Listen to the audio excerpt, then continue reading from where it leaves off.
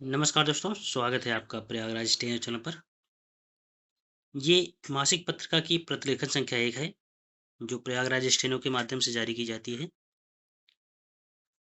ध्यानपूर्वक लिखिएगा, अच्छा मैटर है और मिश्रित मैटर है।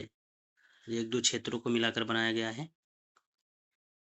समसामयिक मुद्दों पर आधारित है। रेडी? स्टार्ट।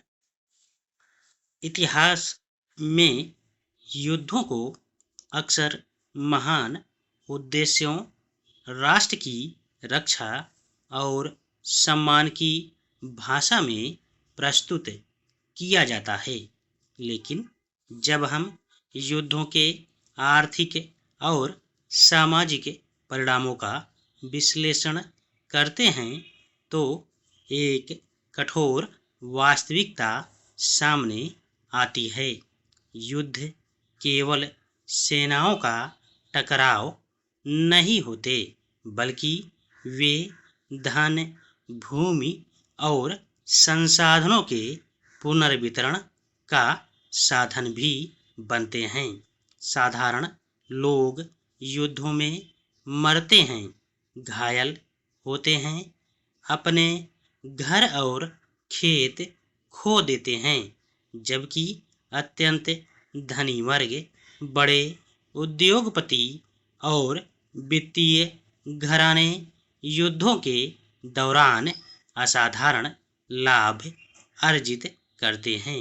इतिहास में बार बार यही स्वरूप दिखाई देता है कि युद्ध का सबसे बड़ा बोझ जनता उठाती है, लेकिन उससे उत्पन्न संपत्ति और शक्ति का सबसे बड़ा लाभ समाज के शीर्ष पर बैठे छोटे से वर्ग को मिलता है। इस तथ्य को समझने के लिए 20वीं सदी के आरंभिक युद्धों का अध्ययन महत्वपूर्ण है। विशेष रूप से प्रथम विश्व युद्ध के दौरान आर्थिक लाभ का वितरण अत्यंत असमान था। उस समय के आर्थिक अभिलेखों के अनुसार युद्ध के दौरान अमेरिका में लगभग 21,000 नए करोड़पति बने। ये वे लोग थे जिनकी आय युद्ध के समय अचानक बहुत बढ़ गई।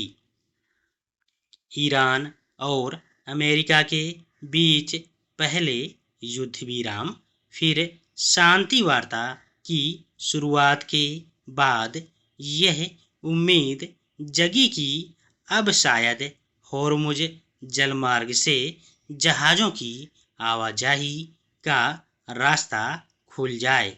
यह मुख्य बिंदु केवल संबंधित दोनों पक्षों के लिए नहीं, बल्कि दुनिया के बहुत सारे देशों के लिए बेहद अहम है, जिसके सुलझने की संभावना एक बार फिर कमज़ोर हो गई है।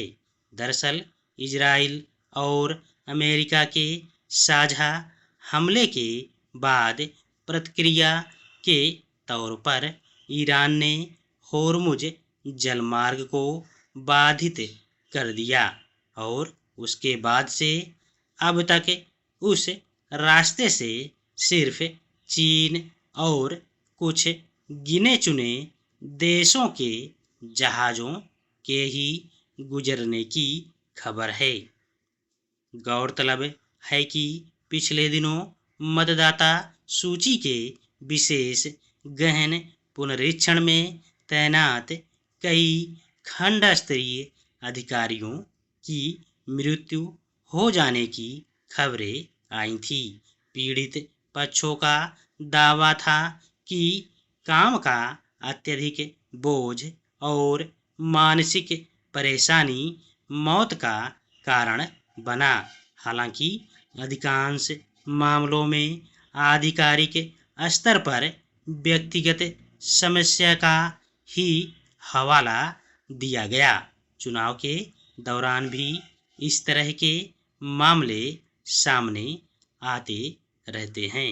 अब देश में जनगणना का कार्य शुरू हुआ है और अभी से ऐसी घटनाएं सामने आने लगी हैं। अगर शिक्षकों की बात की जाए तो लंबे समय से यह मांग की जाती रही है कि उनकी जिम्मेदारी को शिक्षण कार्य तक ही सीमित रखा जाए। धन्यवाद।